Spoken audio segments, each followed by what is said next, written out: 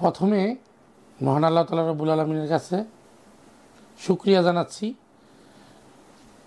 জনতার মেয়র জনাব ইশরাক হোসেন সাহেবের গেজেট পাশ করাতে বাংলাদেশের 18 কোটি মানুষের আশা আকাঙ্ক্ষার প্রতিফলন ঘটেছে বলে আমি মনে করি এবং দেশবাসী মনে করে।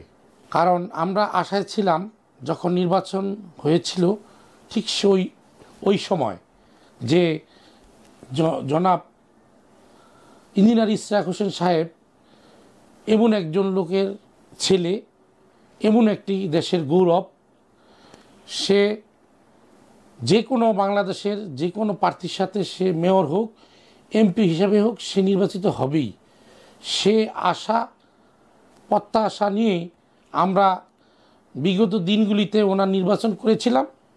সেখানে প্রতিফলন হিসাবে ভোট ডাকাতির মাধ্যমে ওনার ফলাফলকে ঘুরিয়ে দেওয়া হয়েছে। এখন মহান আল্লাহ তাআলার অশেষ রহমতে আজকে একটি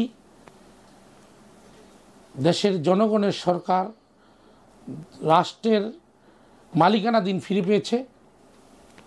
এই বিভিন্ন আন্দোলন সংগ্রামের মধ্য দিয়ে আমরা পেয়েছি স্বাধীনতা, সার্বভৌমত্ব, মত প্রকাশ করার সাহসিকতা,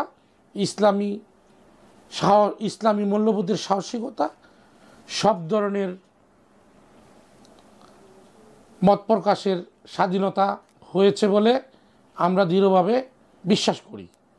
এরই মাঝেই আমাদের জননেতা জনাব ইশরাক হোসেন সাহেব মেয়র গেজেট পাশ হয়েছেন আইনি মাধ্যমে। আমরা আইন অঙ্গনের প্রশাসনিক, সামাজিক মাধ্যম, ইলেকট্রিক মাধ্যম, সব ধরনের প্রিন্ট মিডিয়া, ইলেকট্রিক মিডিয়া, সব ধরনের সামাজিক মানুষদেরকে নিয়ে আমরা সাধুবাদ জানাই এই বিষয়টাকে।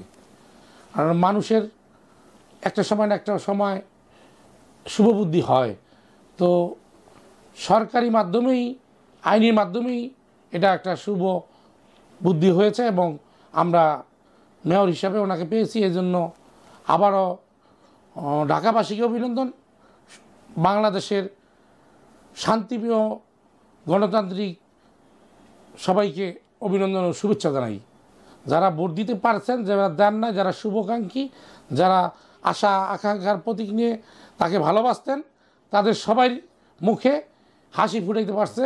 এই জন্য দেশবাসীর কাছে মহান আল্লাহ তাআলা রব্বুল আলামিনের কাছে অশেষ শুকরিয়া জ্ঞাপন করতেছি।